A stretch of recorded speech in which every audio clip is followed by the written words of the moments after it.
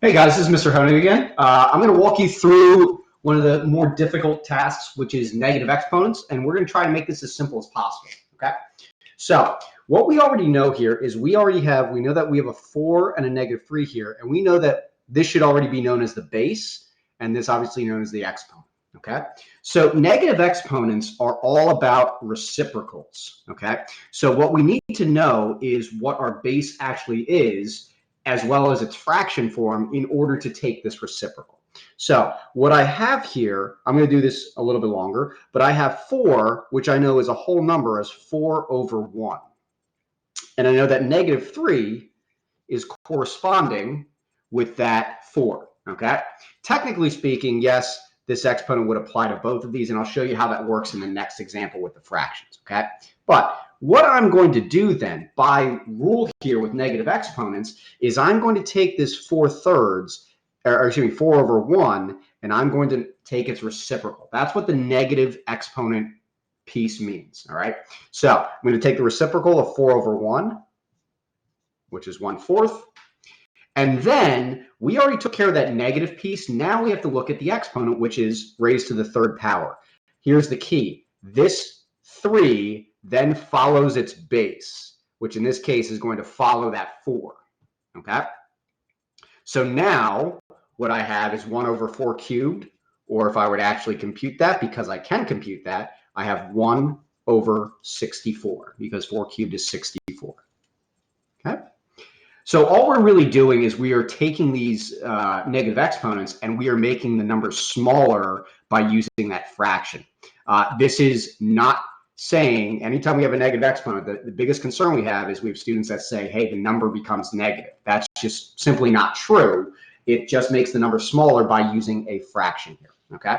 So let's say I had something like this, 2/3 raised to the -2nd, okay? So by rule with fractions, we know that this, technically, this -2, this negative exponent, applies to both the 2 and the 3, okay? We're going to take care of that after we use our reciprocal. The negative means we have a reciprocal, so that becomes 3/2, 3 over 2, and now that is raised to the 2nd power, okay? So what we know about this 2 with fractions is we know that this 2 is then distributed, this exponent is distributed to both bases, meaning we have a 3 squared over 2 squared, which in the end, computing, ends up being 9/4. Okay?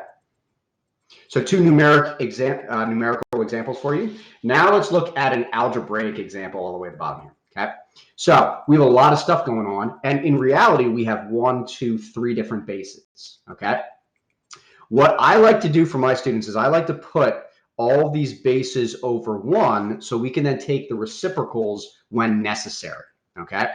So I ask myself, does 7 have a negative exponent? Technically speaking, that 7, that base, is to the 1st power. So that's not a negative exponent, okay?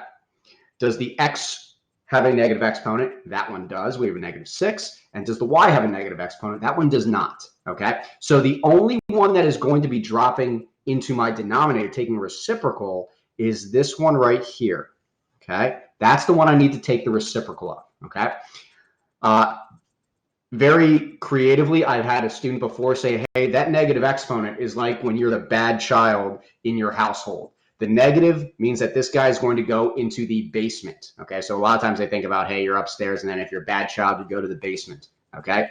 So if that helps you, by all means. The rule, though, we're just going to take the reciprocal. So I'm going to write this out per each base. So we have 7 over 1 times 1 over x, and that 6 follows the x to the 6th, times y to the 8th over 1. And then I would just multiply straight across. So I have 7 times 1 times y to the 8th becomes 7y to the 8th over 1 times x to the 6th times 1 is x to the 6th. Final solution. Hope that helps. And then let us know if you have any other questions.